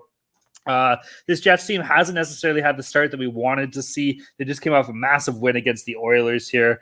And then St. Louis has horseshoes up their fucking ass, yo. This has been the Jordan Binnington show. This team is averaging 35 shots against per game. Binnington has a 1.26 goals against average and a .959 save percentage. This is absolutely insane. This is within no way sustainable. I think the Jets just kind of torched him in this game here, bro. It has to give. We know Jordan Binnington isn't a great goalie. We know he can be streaky. We saw him win a cup by being streaky, don't get me wrong, but we haven't seen him play well and since he won that cup, 4 years ago or some shit? So I'm just going to go over with history here, and I'm going to take the Jets. Minus 180 is a little bit of juice, so I probably won't be betting it, but maybe look for him in a regulation spot or something I don't necessarily hate. And then as far as over-under goes here, fuck. See, this goes against everything I just said because I was going to say bet the over, but it's we just talked about how good Binnington has been playing. But yeah, with him playing as well as he has, and then Hellebuck in that, of course, the under 6 of plus 100 is enticing. I can see a 3-1 Winnipeg win here, like a 4-1 win or something. Yeah, I want to join you on Winnipeg there. They're definitely the better team. The Blues have gotten outshot somewhat significantly in all 4 of their games so far. They have the I think 4th lowest expected goals for percentage. Jets are up in there in the top 11. But I can't lay minus 180 on this Jets team. Yeah. I can't trust them to close out a win here against a Blues team that maybe Binnington does have a horseshoe up his ass still for this game and steals a win. Maybe Chief there behind the bench has the magic going. So my only bet for this game would be the under 6 at even money there. I think if Binnington does play well, I think Hellebuck's able to match that. The Blues don't have too much offensive firepower, and really neither do the Jets. I know they have Ehlers, they have Kyle Connor, they have Scheifele, but they aren't putting up goals so far this season. So my best bet here would be the under 6 at plus 100. Well, I love the Jets in this spot here. The Blues are, as fraudulent as I expected. They're still winning a couple of games here and there, but they're not playing good hockey. And the water will find its level, and they will start losing more games. And that starts here in dirty, cold-ass Winnipeg. I never said dirty, bro. Come on. It's supposed to be clean. Yeah, don't insult them. Fuck, Joel. What are you doing? Fine people of Winnipeg here. Yeah, so minus 180 I think is a good number to pay. Not too expensive because the Blues are not good, and then they won't have the puck for very much of this game, and the Jets will just pepper Binnington once again, and he'll let a few squeak by. So give me the Jets here. By margin, if you want, minus 1.5 plus 136, you can go that route. And the total, it's Hellebuck hasn't exactly been great. It's been Mark Scheifele of the 2 new contracts that the Jets have them signed to. That's been really effective. He's got 3 or 4 goals already, including an OT winner against the Oilers. So yeah, I love the Jets here. I don't have a read on the total. I could see it going either way. The Blues have been involved in a few wildly different games, like a 2-1 game and then a 7-2 game. So I can't get a read on the total, but love the Jets side. Morrissey's been looking sick too, dude. I don't know what his Norris odds are. They're probably nothing crazy, but he's been looking fucking unreal for this Jets team. All right, moving down to the 9 p.m. time slot game here. We got the Edmonton Oilers against the Minnesota Wild. Game itself is in Minnesota. Edmonton on the money line sitting at plus 100. Minnesota on the money line at minus 120. The over-unders at 6.5. Over paying off minus 112. The under minus 108. There is something I want to say here, okay? I think I'm on to something when it comes to the Oilers. During the game against Winnipeg, I think it was the last game they played where they lost, I was kind of feeling Winnipeg in this game. But you know what I saw? And maybe I'm sure it's not just on the score. I'm sure you can find it on other bets books too. But on the score, you could find Winnipeg Jets to win and Connor Hellebuck over 30 saves. And it was paying off plus 500. So I think that's my new thing. If I'm going to bet against the Oilers, I'm going to look for that to just boost those fucking odds, because this Oilers team is going to be getting over 30 shots in pretty much every game they play. So if you think that our opposing team to the Oilers can win, just look for that and see if you can fucking kind of get it, because chances are the Oilers aren't going under 30 shots, I've never heard of that bet before, but yeah, if you can find that, that's a good one. I'll screenshot it. I'm not making this shit up, bro. It's a thing. Post it in the Discord. What was like a promoted boost? No. Okay. I mean, Yeah, as long as they're not playing Sean Couturier, they should be good for 30 shots. Fuck, my phone's at fucking 1% here. I'm gonna charge it when we're doing things, and I'll see if I can find what it is for this one. But anyways, with that being said, I do not think that the Oilers are gonna lose to the fucking Mild in this game here. I'm all over Edmonton at plus 100. Down on Minnesota on the year. Yes, they played okay. Fleury looks like a fucking Subway rapper with his new pads and shit like that. So I just can't get behind it. Oilers have been a little ugly though, bro. So it's nothing pretty. I don't necessarily love the game, but at the beginning of this year, I was down on Minnesota and I'm up on Edmonton. So I got to fucking roll with that plus 100 here. As far as over under goes at 6.5, give me. It's got to start gelling for the Oilers here. No, like it has to, bro. And then they're giving up goals. They should be scorer goals. If you can get an Oilers total of fucking 6.5 and minus 112, I got to stand by my guns here. I got to go with the over. Yeah, I feel like I'm taking crazy pills here with the Oilers at plus 100. I know Connor McDavid's the best player in the world. I know he's a big part of their team, but making them the underdog in this game, I mean, even a pick 'em would have been, I feel like a bit disrespectful there. They still Draisaitl. Draisaitl's going to show how good he is, and more importantly, the Wild just are not good. The Wild have one of the third lowest expected goals for% so far this season. Oilers are up there at 7th best. I mean, the Wild have been lost 5-4 to Columbus, 7-3 to the Kings. Like they're coming off a few bad losses, lost 3 of their past 4, allowing 5 or more in each of the losses. Edmonton, it's been ugly, but they also can turn it on. And I think even without McDavid, that power play is still pretty deadly with Hyman in front and Draisaitl and Bouchard there. So maybe look for a little more contributions up and down the lineup there from the Oilers, but I like them here a lot. A plus 100. And yeah, both of these goalies are just awful. Like look at the numbers. Stuart Skinner 814 save percentage, Marc-Andre Fleury 868. So give me the over 6.5 here at minus 112 as well. Well, there's a theory called the fallen star theory, which claims that after a star player goes out, the rest of the team really rallies together and gives their best effort because they can't depend on that guy and they have to compensate for his absence. And I think that this is a good spot to do that. You mentioned how pitiful the Mild are, and it's a fact. I think that you're not giving them quite enough credit. I think that they're decent, but the Oilers are still a much better team even without McDavid. And I think we'll get a nice effort here, even on the road like that. This line is just way too depressed. One player isn't worth this much, even the best player in the league. So yeah, I quite like the Oilers here. I kind of like the under though. I think that they'll see a more defensive effort from the Oilers. Matthew Boldy's out for the Wild too, and yeah, they don't have much of an offense going on. So I think the Oilers just play us not quite a slow game, but more defensively structured. And the power play won't be the same without McDavid. So Oilers is a dog, absolutely. And give me the under 6.5 here.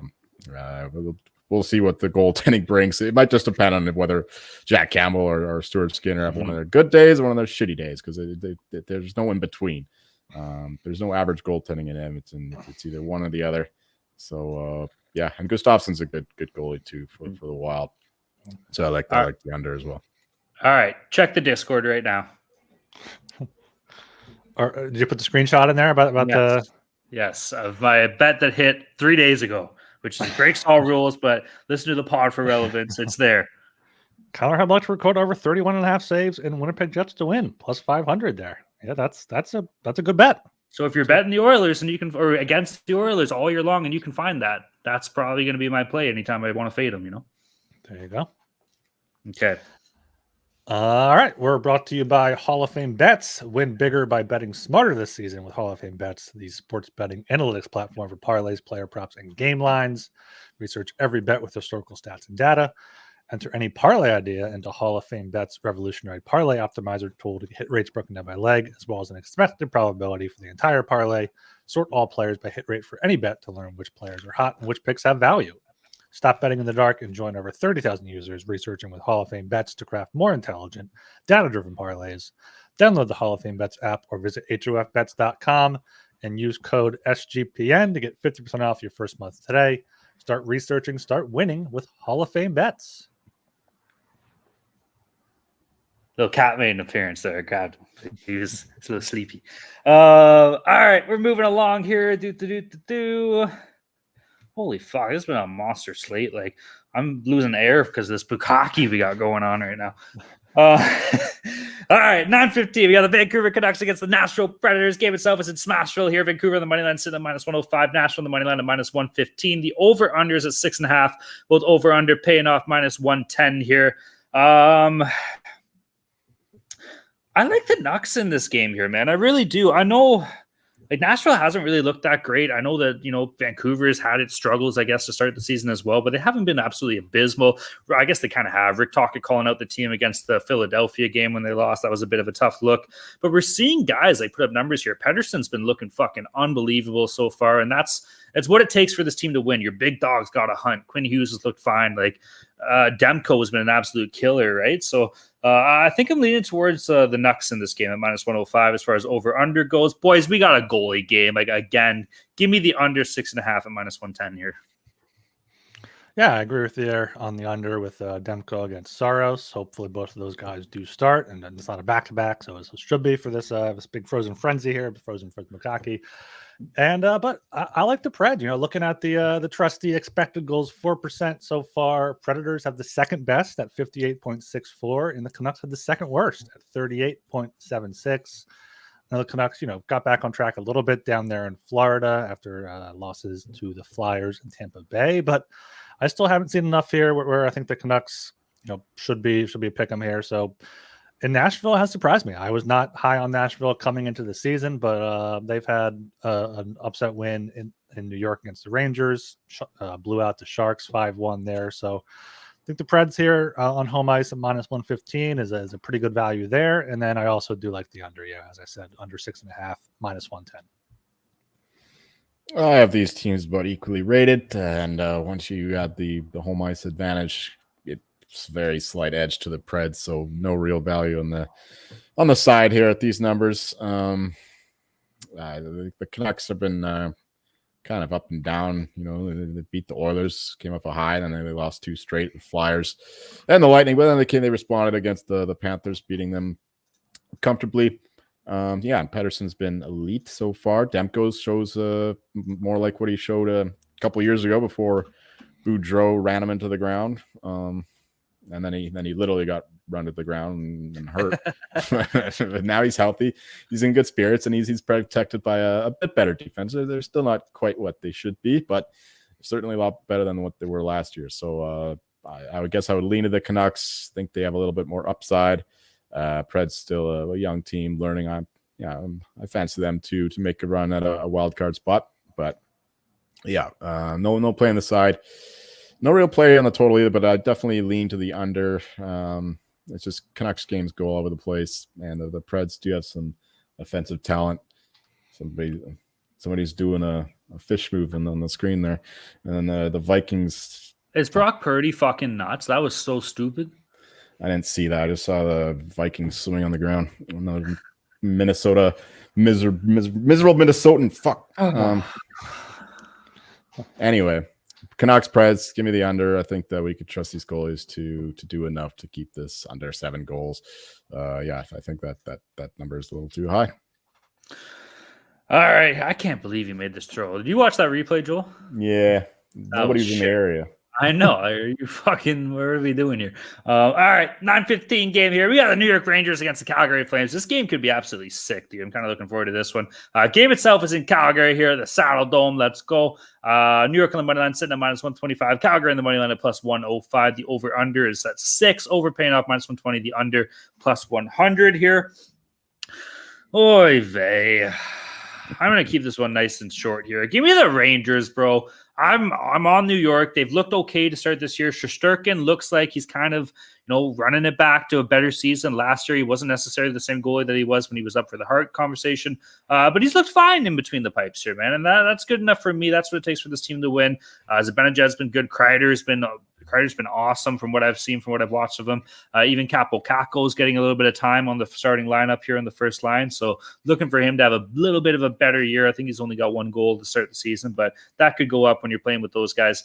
And then as far as over under goes here, again, we got some prime fucking goalie games here, man. And I know that the number's at 6, but still, I'm going to be leaning towards the under here, man. At plus 100 at 6 here, there is a potential push in play as well. So that is an option, I guess. But yeah, give me the Rags and give me the under.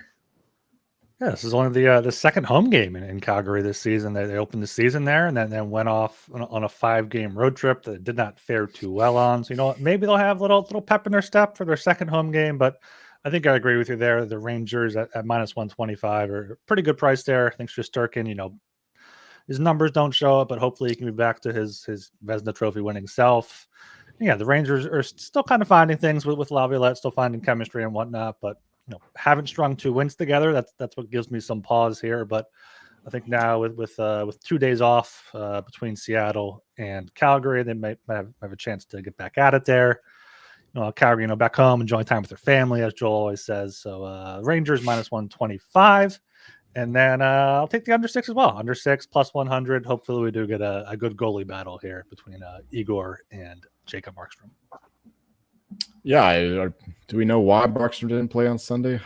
I certainly don't. I was expecting him to, and unfortunately he did not, and got killed by the fucking Red Wings, who only got to play Dan Lavdar, who played 2 of the 3 of their last games. And yeah, that was a tough spot, though. I can try to make my excuses for the Flames, but at the end of the day, I'm gonna just end up paying for not adjusting them enough with my own money. But I got to do the same thing again here. I mean, I still have them at minus 108 favorites. As long as Markstrom starts, it should be good. Like the time off, I think benefits the Flames more than the Rangers here. Get them time to repair and recover after a couple bad performances against the Blue Jackets and especially the Red Wings. So I gotta back the Flames here at plus 105. If they keep burning me, then so be it. Eventually things will measure out. But if you keep giving me these good numbers, I just don't believe in the Rangers quite yet. They've been kind of meh to me. Just watching them, and their numbers don't look great either. Shesterkin is not been elite either. But I still, if anything, I would take the under 6 at even money. Just thinking that the Flames goaltending is with Markstrom and net, it'll be miles better than what they had in 2 of the last 3 games with Vladar just pooping his pants. And Shesterkin is Shesterkin. Rangers aren't exactly an offensive juggernaut, so lean to the under, but stronger play, unfortunately, is the fucking Calgary Flames. All right, moving down to the 10:30 p.m. time slot. We're almost here, boys. We got the Arizona Coyotes against the LA Kings. Game itself is in Los Angeles. Arizona on the money line sitting at plus 170. LA on the money line minus 205. Big home favorites. LA on the puck line at minus 1.5 is sitting at plus 120. The over-under is at 6.5.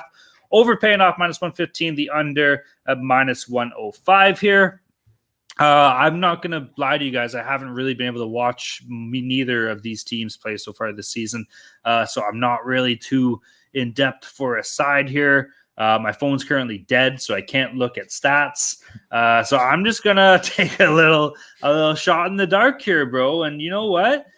Give me the fucking dogs, bro. Give me the dogs at plus 170 on the Arizona Coyotes on the money line here. What I do know for an angle in this game is that we got a fucking Sean Durzi revenge game going on here, okay? And Sean Durzi, I saw the other day as a defenseman so far, he's recorded 2 goals, I think, in the past, or the first 5 games, however many games Arizona has played. So I'm going to be betting him as an anytime goal scorer as a defenseman. I'm sure you can get that at some decent odds. And I'm going to be rocking with my boy at plus 170 as far as over-under goes here. I know the Kings have had some trouble stopping the puck lately, and the Yotes are shit. So give me the over 6.5. Give me Sean Durzi, anytime goal scorer, and give me the Yotes plus 170. I like it. Yeah, the Kings have surprisingly been pretty bad defensively. I mean, 4 to Boston, 3 to the Wild, 6 to Carolina before that, and the shootout game there. But yeah, and the Desert Dogs have back-to-back wins here in St. Louis and then at home against the Ducks. So they're feeling good. They're riding high. Maybe they're riding the vibes there with Logan Cooley and all the Sean Durzi revenge game stuff. So the Kings are the much better team. They're the best expected goals for % team in the league. Coyotes are middle of the pack. So I think if I take a side here, take the dog plus 170. I can't quite lay minus 200 yet on this Kings team. And then for a total, probably go over as well. I definitely like the Coyotes here. The Kings are just way too big of favorites at minus 205. They're not paying any respect to what the Desert Dogs have done so far this year. Going into New Jersey, beating the brakes off the Blues, which isn't that hard to do, but beating the Ducks, which doesn't sound that difficult. But when you consider the rivalry these two teams have built up over the past couple of years, that's not exactly an easy game. If you remember, the Tyson Nash comment, that whole thing with the Trevor Zegers being a bitch and whatever. I don't think he exactly said it like that, but that's the gist of it. That's what I'm saying. That's what I'm saying.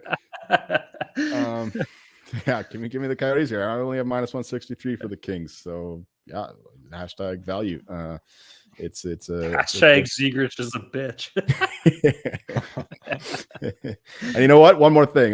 There's this book, 40-1, Andre Turgeon. They still haven't moved it. I keep betting it every freaking day till they stop me. I will not stop betting it. That's a dumb number. He's got a very good chance to win if this team is a good team. And 40-1 is ridiculous. He's like 10 to 15-1 at most books. So that's just something that that's probably if Turgeon wins the Jack Adams, that's like my best betting result ever at this point. Like that's how much I've got down on this guy to do it. So I'm a huge Coyotes fan this year. Hell yeah. Sorry, dude. I bought that 76-inch TV, and I'm so scared this little fucking guy is going to get behind it and start fucking with it. So. All right. Last game on the docket here. Holy fuck, boys. We made it. We got the Philadelphia Flyers against the Vegas Golden Knights. Game itself is in Vegas. Philly on the money line sitting at plus 195. Vegas on the money line at minus 238. Massive home favorites. The over-under is at 6. Over paid off minus 118. The under minus 102.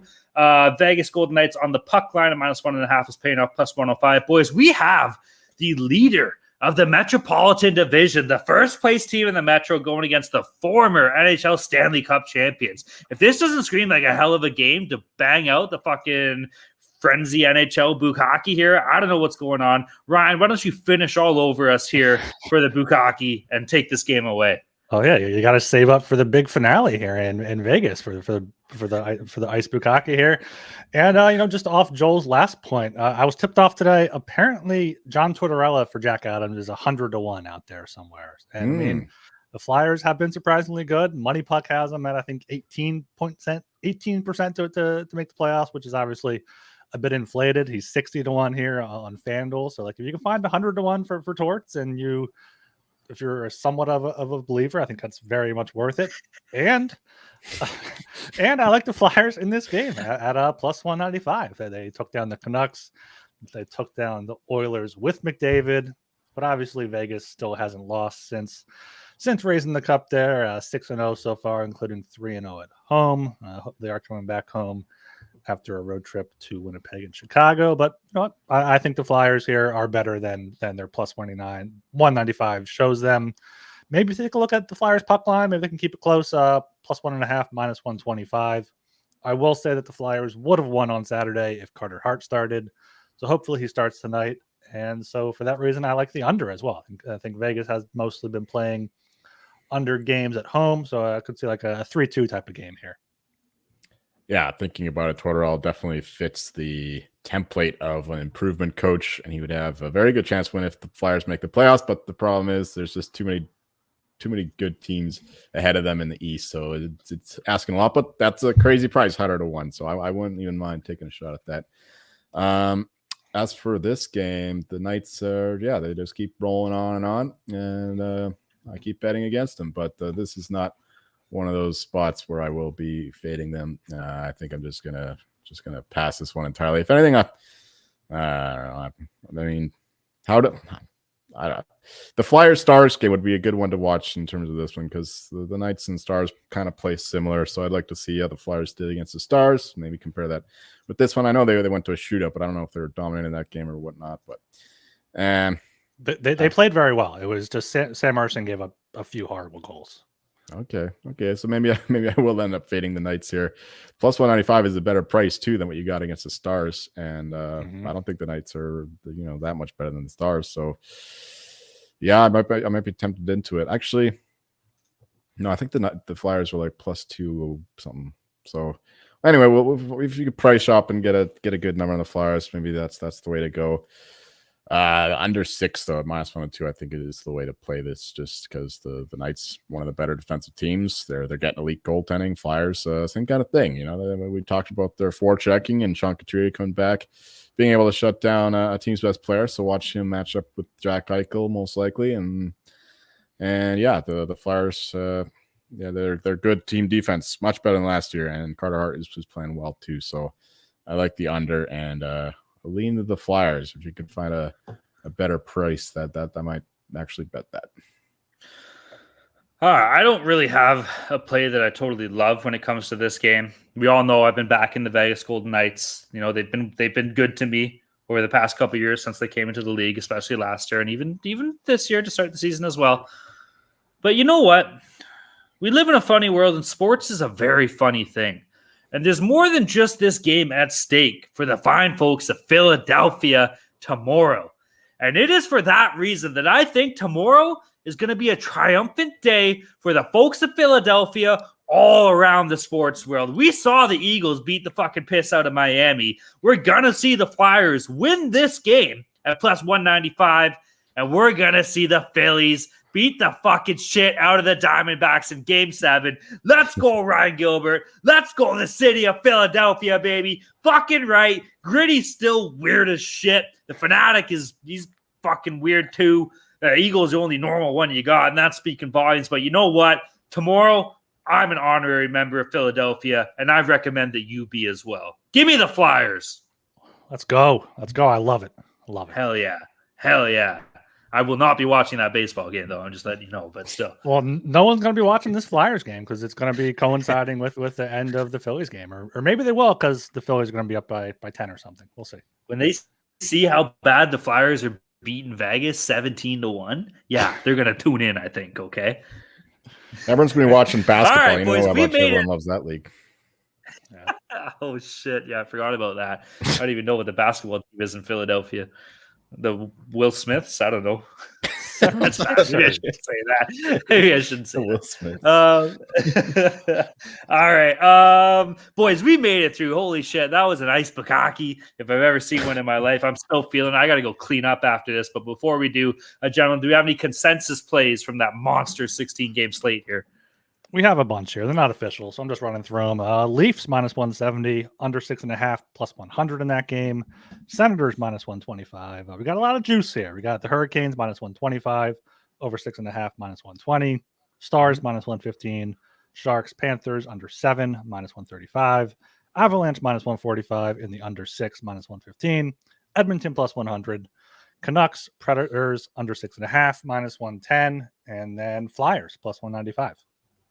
All right, there's a lot going on there, but hell yeah, I don't mind it. There's a lot of good plays I think that we can toss together. If you're looking for some shit, go for it. All right, let's get into lock dogs and totals here. Current standings, where are we at here? Jolie is in first place. Jolie is 2-4 on the season. He is down 3.31 units. I am in second place. I'm 2-4 on the year. I'm down 3.99 units. And Ryan is kicking it on the back end, but he's going to fucking knock it out of the park here. He is 1-5. He is down 4.8 units. Gilbert, I think you're the only one to hit a lock out of all of us, I believe. I believe so. I hit my first lock, and I hit the first game of the year with the Lightning, and I haven't hit anything since. This is ugly. All right, we're going to change it around right now, though. Joel, do you want to go first? I see you're making a movement here, or do you want somebody else to take it away? No, I'll go first. It's fine. All right. I just haven't written it down. Okay, so the lock will be we're going against Thor Lebowski and Talon Jenkins and back in the jesting archer or BBC, whatever the fuck he calls himself today, with the Ottawa Senators minus 155 at home to the Buffalo Sabres. Bad spot for the Sabres coming up north. And the Sens recouping after a tough loss to the Red Wings in a game in which they outplayed them. So we're just back in the fact that the Sens are the better team, and we hope we don't get out goalied. Dog would be the Arizona Coyotes plus 170. I think that they are better than the market's giving them credit for right now. And the Kings are kind of like a very volatile team right now. They play a good game and they play a bad one and so forth. So hopefully we can catch them on a bad one. So give me the Coyotes. And finally, the total. We're a few different options here. Not terribly strong on any of them, but we're going to go with the Avs Islanders under 6 minus 115. Two great goalies, two great defenses, and the Islanders can't score really. So yeah, I think that the under is the obvious play in this one. All right, for me, my lock is the Toronto Maple Leafs at the Washington Capitals. I just think the Capitals are a really bad hockey team, and the Leafs should be much bigger favorites than this with all their talent there. My dog, Flyers plus 195 there at the Vegas Golden Knights. I think that's some great value there on the Flyers. They're still sleeping on them a little bit, and they should not be as much. Maybe knocking off the reigning Stanley Cup champs and handle them the first loss of the season. We'll fix that. Then my total is the Hurricanes Lightning over 6.5 minus 120. I think there's going to be a storm of goals in that one. I'm sorry, I just thought Purdy pissed this game away. And also, Ryan, our locks collectively have been fucking awful. Why you gotta lock the Leafs, bro? They're gonna win. We're turning a new leaf here. Okay, I like that. For myself, my lock. Every time I look at that screen, there's fucking purple guys swimming on the grass. It's been abysmal, bro. Holy shit.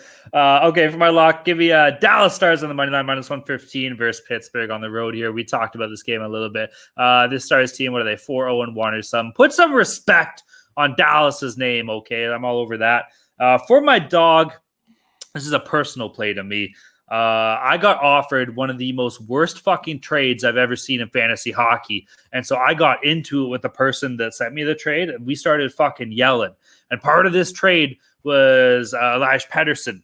And fucking the guy said, oh, Canucks are absolute shit. Pettersson's been fucking awful this year. Just trade him away. It was Pettersson and Heiskanen and a third-round pick for fucking Seth Jones or Verhey from Florida and a third-round pick. And I'm like, are you fucking kidding me? This is absolutely ridiculous. So we got into it. We got into a big fight. And because of that, I'm taking the Vancouver Canucks to beat the Nashville Predators in regulation at plus 150. And when they inevitably do, I'm going to reach out to this motherfucker and just tell him how fucking stupid he is, okay? So Nucks are going to beat the shit out of Nashville. The hockey gods are on my side here. Let's go Canucks. And then for my total, we talked about this Florida San Jose under 7 minus 135. We just said Bobrovsky probably isn't playing. Who did we say was playing for Florida? Stoley the goalie. Stoley the goalie? Fuck yeah. Let's go. I'll take Stoley the goalie. I've watched this guy be a stud before when he was with like Anaheim and shit like that. So yeah, who cares? Under 7. San Jose literally can't score. And then Florida, they're a bunch of meats anyway. So you're going to give me an under 7 at minus 135. I'm going to be all over that.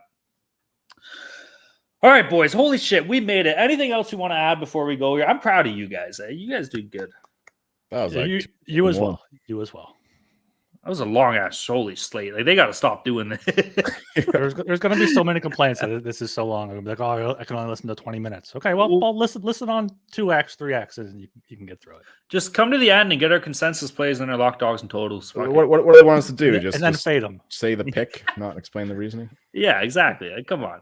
Yeah, you know what? There's an old saying. It's called "quit your bitching." All right, you get what you get. You don't get upset. That's what we used to say at my work. So this is what you're getting. You're not going to be getting upset. So fuck it. All right, everybody, go check out the Sports Gambling Podcast Network website. That's the place to be. Tons of stuff going on in the world of sports, baby. We got a massive bukkake slate tomorrow. 16 games. Every team's playing. That's awesome. NFL is doing its thing. It's been an absolute wacky week in the NFL. So be sure to see what happens next week.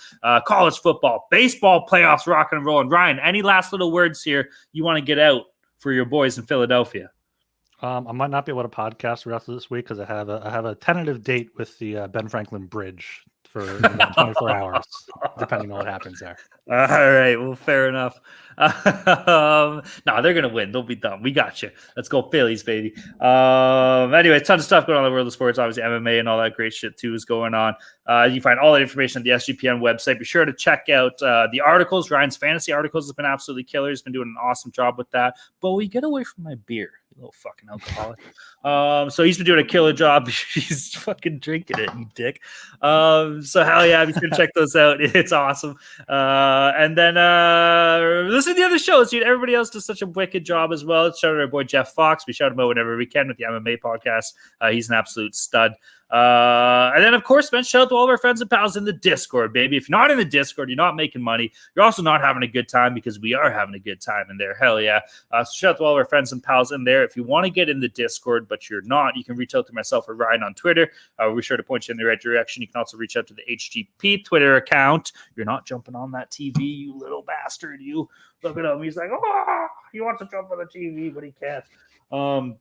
Anyway, so yeah, you can reach out to myself or Ryan on Twitter, point you in the right direction. You can reach out to the HGP Twitter account. Our social media assistant producer will be sure to point you in the right account. He's absolutely killing it too. The guy's a stud.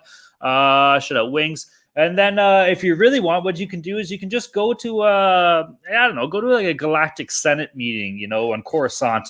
And if you're on there and you just so happen to see a supreme leader that kind of takes hold and manipulates the Senate to give them all control and thus turning it into the Galactic Empire, when you're at that meeting and you're cheering for this crazy ass batshit motherfucker, you can be like, all right, you know what? Do you know how to get into the Discord? And our very own Emperor Joel Sidious Meyer will be sure to be like, yeah, this is how we do it. Now let's go operate or commence Order 66 and fuck up all the clones. Embrace the dark side, boys. Love it. All right. Follow us on Twitter at HockeySGPN. Subscribe on Apple, YouTube, Spotify, wherever you listen. Leave us a 5-star rating and review. All that good stuff. And we'll read your review at the end of the show here if you leave a new one. Hell yeah. All right, everybody. I am a cat. Meow. I am a cat. My name is Bowie Jenkins. You can find me at Talon_Jenkins94. Meow. I'm Ryan Gilbert. You can follow me on Twitter at rgilbertsop. And I'm Joel Meyer, and you can find me meditating on the plans for the third and final Death Star. Hell yeah. You're fucking evil. And I love it. All right, everybody. Thanks for hanging out. Meow.